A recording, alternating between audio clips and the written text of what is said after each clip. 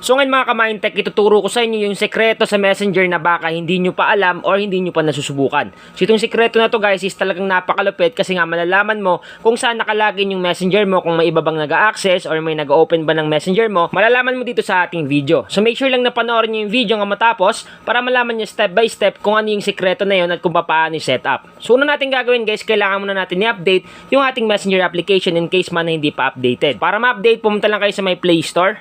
Hanapin nyo yung Play Store sa inyong cellphone. Once na makita nyo na, click nyo lang. So, eto yun. Click lang natin. Then, pag nag-open na yung Play Store, pumunta naman kayo sa search bar or search engine sa taas. So, eto yun. Click lang natin.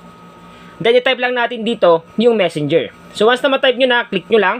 Automatic lalabas yan sa pinakaunang result. Ngayon, pag may nakita kayong update katulad nito, i-click nyo lang yung update at patapusin nyo. Mas maganda kasi mga ka-Mindtech na laging updated yung ating Messenger app para in case man na may mga bagong features, so automatic magkakaroon yung ating Messenger application. So, once tapos na kayo mag-update ng Messenger application, bumalik kayo sa Messenger app. So, i-open lang natin yung Messenger. Click lang natin.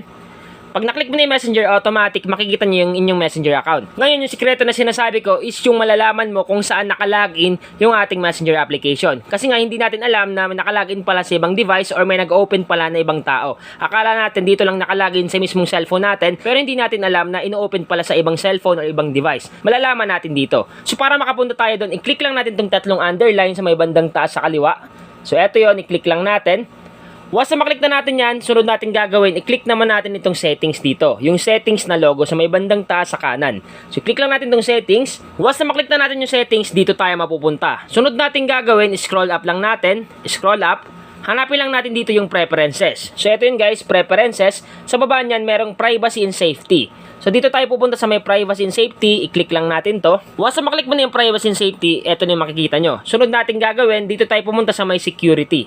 So, ito yung security guys. Sa baba niyan, merong end-to-end encrypted chats. Ang gagawin natin, i-click lang natin yan. Then, dito sa may end-to-end encrypted chats, meron pala ditong logins. Nakalagay dito, see where you can send and receive end-to-end encrypted messages and calls. So, ang gagawin lang natin, i-click lang natin itong logins dito. Click natin. Once na maklik nyo na yung logins, ito yung makikita nyo. Nakalagay dito, Messenger, POVA 2. Ito yung cellphone ko guys. Ngayon, sunod natin gagawin, may makikita ka dyang where your login. Itong where your login dito na highlighted na kulay blue, i-click mo lang yan. Click lang natin, then wait lang natin mag-loading. Okay? Ngayon dito nyo makikita kung saan nakalagin ang inyong Messenger account. At makikita mo rin dito kung ano yung device na gamit. Ngayon halimbawa, kung yung device na nakalagay dyan is hindi naman device nyo or hindi naman sa location nyo, ang gagawin mo lang guys, i-logout mo yan lahat. Para automatic safety ka na at hindi na ma-open pa or ma-access ng ibang tao ang ating Messenger account. So, ang gagawin mo lang guys, scroll up mo lang.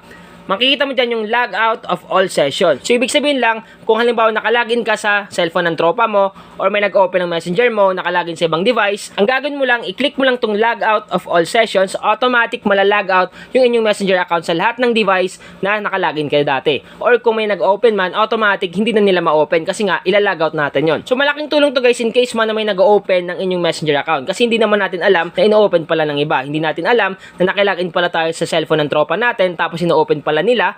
May mga ganong case kasi guys na hindi natin alam na ina-access nila. At minsan naman nakakalimutan natin mag-logout kaya syempre na-open nila. So ang gagawin mo lang para maging safety ang inyong Messenger at hindi na ma-open pa ng ibang tao, ang gagawin mo lang, click mo lang tong logout of all sessions, automatic logout nga sa lahat ng device. So sana guys nakatulong tong vlog ko ngayon.